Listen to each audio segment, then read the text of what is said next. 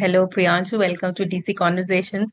I insisted on a video interview because, we want people to see you and know who exactly is the person. There has to be a face to a name always.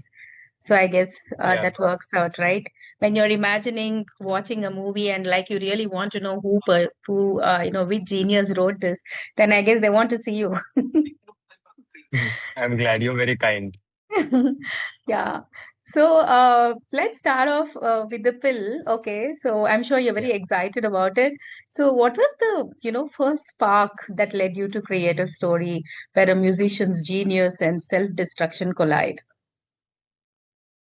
So my initial idea was just this one feeling that I deeply believe in, and it was this that art comes from emotions, and that is the only way that it should be made. That is the only way you can be true to your art. You can be honest with it, and as long as you're honest with it, honesty is the path for your greatness. So I've been seeing a lot of AI generated art and all of those like films are using AI a lot of times. And as long as you take its help, it's still justifiable. But once you totally delegate all of your filmmaking processes to an I Hmm. believe that can give you a result that might be better, might not be better, but it cannot be art because it comes primarily from emotions. And that was the core feeling that I wrote this idea with. Now, the AI part doesn't directly or, evidently come out in the film. But it's a very layered thought that anybody who watches the film would understand if they give it, some amount of time to process the core messages of the film. Because art comes from emotions is a message that's spoken very loud throughout the film. So as Hmm. long as people get that, they can have any kind of interpretation of that message. But that message being propagated was my main concern with the story, and I think that has happened really well. How much of the pill is drawn from personal observations and how much is purely fictitious or imagination? I would say, apart from the core idea of there being a pill that suppresses one's emotions, everything else is totally driven out of my own, feelings, my own attachments with my processes of making art. Because this is one character who is distracted by everything happening in his life, and he feels as long as he is distracted, he can't get obsessed with his art, and he can't, go on his pursuit of greatness. And this is exactly me. I am distracted by the most minor inconveniences. And in those moments, I feel if only I could delegate these, compartmentalize these distractions and focus on them later, I would be able to create so much better. I would be able to do exactly what is here. And, the executions would be perfect. So this character is literally just me. And there were multiple points in the film where I was confused what to do next, where to take the character or the story next. But this was the one factor that I relied upon, that this is my story. And as long as I stay true to that, as long as I ask myself the questions that I want the character to answer, I'm gonna get to a point where it feels amazing. Um, and I'm just hopeful that people also see that and people relate. I would say relate to it because it's not a really great Relate. character, Yeah. but I hope people understand its Yeah. motivations. Right. So, what was the biggest shift for you when moving from a 2-minute story to a longer cinematic format? I would say it was more, it was smoother than I had imagined, honestly, because it is always imagined and assumed, even by me, that reels are just too easy. And short film and filmmaking in general takes a toll on you, which is far bigger than what a reel would. But I think making reels is something that has made me so comfortable with this process of filmmaking, where you have to the process of run and gun filmmaking, because we produced it ourselves. We had a crew of about 10 people at max on a given day. So we didn't have any other option but to do what we had to do with those resources. And I think making reels, if it weren't what I had been doing before this, I wouldn't not been able to nail the execution with such limited resources that we've been able to do with this film. So I think it was way smoother than I had imagined. Those 4 days, I did not feel stressed once. It was also because I had a great team, but it was also because Reels have always been my film school. Um, and I love that, they have given me this comfort, this confidence that I can go ahead and make a 30-minute film. And now I'm planning to work on larger projects, and and all that confidence comes from making reels.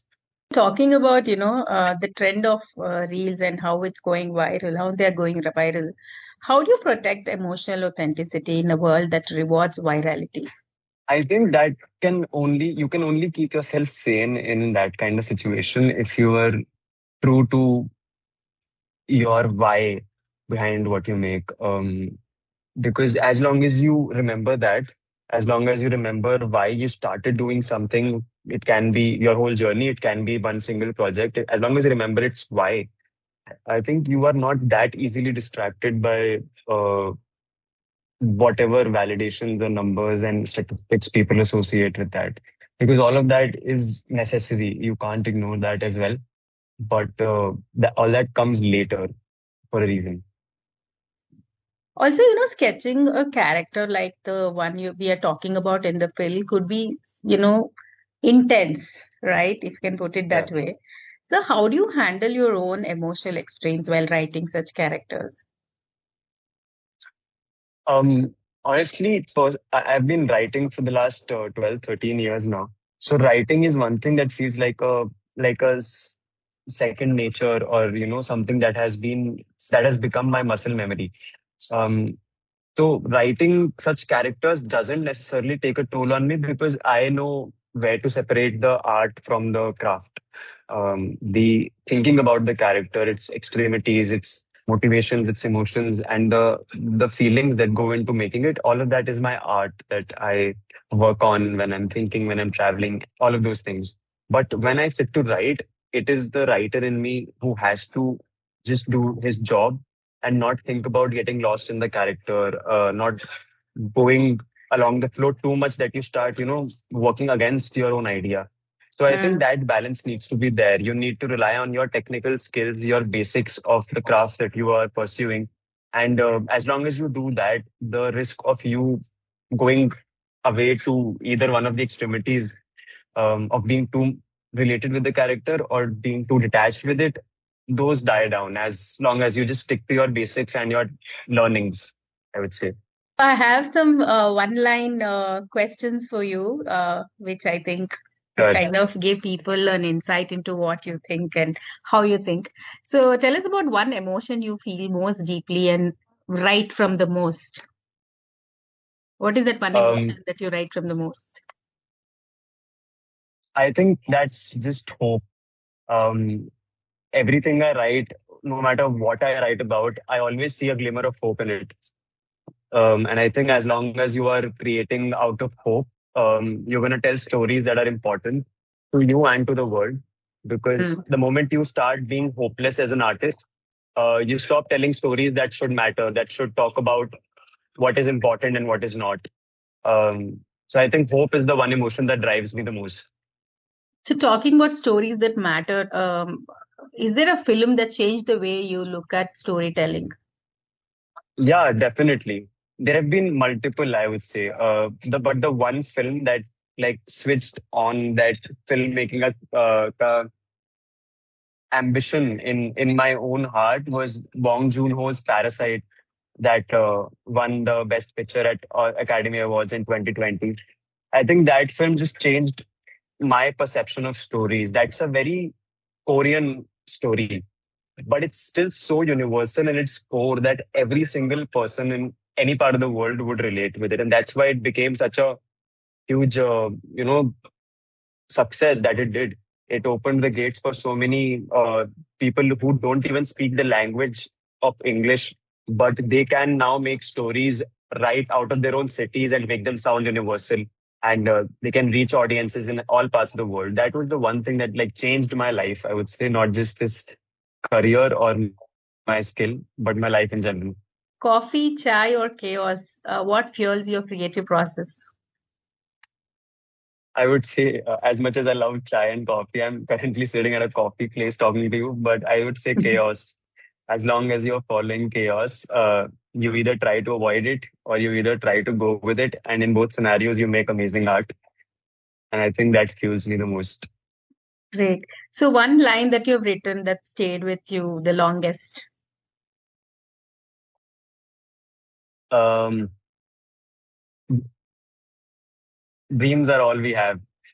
This is something that I wrote for a video on Instagram earlier this year, and it has stayed with me for longer than I had anticipated myself because I deeply believe that dreams are all we have. Our skills would come and go, people, success, opportunities, but dreams are something that we own and we need to hold on to. Yeah, that's true. So what's the hardest part of being a storyteller today, according to you? It's finding the right balance between telling massy stories that resonate with a lot of people because at the end of the day you also need that commercial success behind you, and finding the balance between telling stories that you should tell as a storyteller because every artist I feel has a responsibility to tell stories of people, of situations, of the societal lens that they are observing from. So they need to tell those stories that are important and nobody else is telling. So finding that right balance between stories that you should tell and that you need to tell to stay relevant, earn money to tell those important stories. I think that balance is the key. So is there a movie that you can think, I mean, remember on top of your head that you thought actually, had that perfect balance that we are talking about here? I think I think first and foremost, I think again Parasite. It told so much to a film that was on the surface just a thriller. It was hugely successful, but it was also a film about classism. I'm literally getting goosebumps right now because I love that film so much. It told stories about classism, about class divide, about uh, poverty, about politics, about how economics and the social norms are affected by you know are so ingrained in us, the differences, the divisions, that you can't separate them. You We are so used to them now that you can't look beyond them. So I think that did a great job. Another movie that I really love is Rang De Basanti, and I think that was one such film which had all these huge names, all these commercially successful people, but still told such an important story that Mm. was just so much needed and is still so relevant after all these years. So I think Rang De Basanti was one such film. I think, yeah, these two are the films that I can remember off the top of my head. So when you, watch such characters that you kind of, I mean, you're drawn towards, is there a character that you'd love to write about someday? It's from one of my favorite films. I love Rockstar. I think it was one of the films that again made me fall in love with films. Uh, and it's even my Instagram bio that I exist somewhere between Jordan from Rockstar and Kundan from Ranjana. So I would love to write about these two characters because I'm just as obsessed with my art as Jordan was, and I'm just as hopeless when it comes to emotions as Kundan was. So these two characters I would definitely love to write about someday. You should also write a book. You speak so well. You should author a book. I would definitely try to. Thank you so much. Yeah, and what's the last thing that made you stop and think, hey, this is a story? I think when I was in Bombay, like I'm still in Bombay, but 2 days ago, I was talking to a friend and we were discussing how the first time I had come to Bombay was December 23, and when she had come to Bombay was December 23. Um, Mm. and then we didn't know each other, but we've gotten to know each other now. And it's just amazing how the things that happened 2 years ago with me when I came to Bombay for the first time and the same things that happened to her when she was here for the first time 2 years ago. They both changed our lives in a manner that now we are sitting together and having that conversation. So everything is a story, everything is a turning point, and everything makes sense in the longer run. So that was something that wanted to write about, and it's also about the butterfly effect and all of those things that we are made up of stories, every single one of us. That was Yeah, something that made me think. yeah. So talking about friends, I mean, how would if your friends were to describe you, probably in a word or two, what would they tell about you? They would call me unresponsive first and foremost because when I'm working or when I'm writing something, I'm just the most unresponsive person ever, and that's most of the year. But they would also, I think, call me reliable because I'm the most personally, that's what I feel. I'm the most spontaneous person ever. I never say no to plans because again, I feel stories are everywhere, and it's just the writer in me, selfish writer in me, looking to, find stories. No, I'll just say, yeah, I'll just, yeah. Sorry, I just spotted a friend. Okay. Yeah. So I think, yeah, I'm the most spontaneous person ever, and that's how you go and find your stories. Right. So one last question. I'm sure, OTT has opened up a huge space where you can watch content in any language. Yeah. You must be watching a lot, to get inspired, to probably draw some motivation on the art of filmmaking and stuff like that. So what kind of stories in other languages, foreign languages for that matter, you think are interesting these days? Like there are Turkish dramas, Korean dramas, hmm Spanish dramas. I'm I'm personally not that big of a fan of series and shows. I'm much of a film person. Movie, So yeah. films, I really love. Some films that I really love are Iranian films. I think there is no other cinema in the world that tells stories that are character centric better than Iranian cinema. They hold one character, and there won't be too much happening in the universe while those 2 hours are going in that character's life, but everything in that character's life would have changed during those two Mm, hours. So mm, they have been the most life-changing films and learning experiences, how to tell stories of characters and make them seem like, you know, they are the central figure, but yeah. they don't control anything that happens with them. So that has been amazing. My favorite filmmaker is Wong Kar-wai. He's a Chinese filmmaker. He's from Hong Kong. And some of his stories have been so amazing as to how he explores the surroundings. That man wanted to shoot in, crowded, small places in Hong Kong. So he invented a new filmmaking style of using ultra wide lenses. So that man taught me how limitations are the only driving factor when it comes to innovations in cinema. Activity. As Yes, long as yes. you don't face limitations, you don't discover something new, and then it's just not as great. So people like Wong Kar-wai, people like as I spoke about Iranian films, Abbas Kiarostami, um, Asghar Farhadi, all of these people are making films that have just stayed with me when I watched them. Amazing. Thank you so much. Lovely talking to you, Priyanshu. And It was all a the best. pleasure. Thank you so much. Thank you.